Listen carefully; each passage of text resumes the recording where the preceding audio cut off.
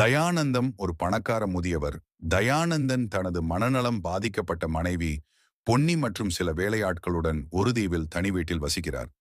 தயானந்தத்தின் புற்றுநோய் குணப்படுத்த முடியாத அளவுக்கு பரவிவிட்டதாகவும் அவர் வாழ்வு இன்னும் சில நாட்கள் மட்டுமே உள்ளதாகவும் அவர்களின் மருத்துவர் சரவணன் தெரிவிக்கிறார். எனவே தயானந்தத்தின் அனைத்து உடன்பிறப்புகளும் அவரை பார்க்கவும் அவரது கடைசி சில நாட்களில் அவருடன் தங்கவும் ஏற்பாடு செய்கிறார்.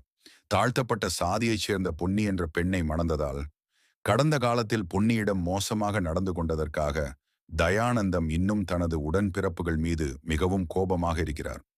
பொன்னியின் மனநோய்க்கு காரணம் அவர்கள்தான் என்று அவர் நினைக்கிறார். ஆனால் இன்னும் அவர்களை தனது வீட்டில் தங்க அனுமதிக்கிறார்.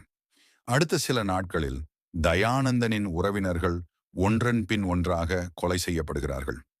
மீதமுள்ள விருந்தினர்கள் பொன்னி, தயானந்தம் மற்றும் சரவணன் மீது சந்தேகப்பட்டு வெளி உலகத்துடன் தொடர்பு கொள்ள எந்த வழியும் இல்லாத அந்த தீவை விட்டு வெளியேற விரும்புகிறார்கள்.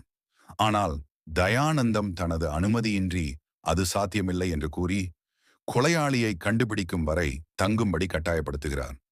சரவணன் தயானந்தத்திடம் அவரது செல்வத்தை அவர் உடன்பிறப்புகளுக்கு பகிர்ந்து கொடுக்குமாறு கேட்கிறார். ஆனால் கொலையாளியை கண்டுபிடிக்கும் வரை தயானந்தம் மறுக்கிறார். கொலையாளியார் தயானந்தன் தன் சொத்தை யாருக்கு பகிர்ந்து அளித்தார் என்பதே நடு இரவில் படத்தின் மீதி கதை.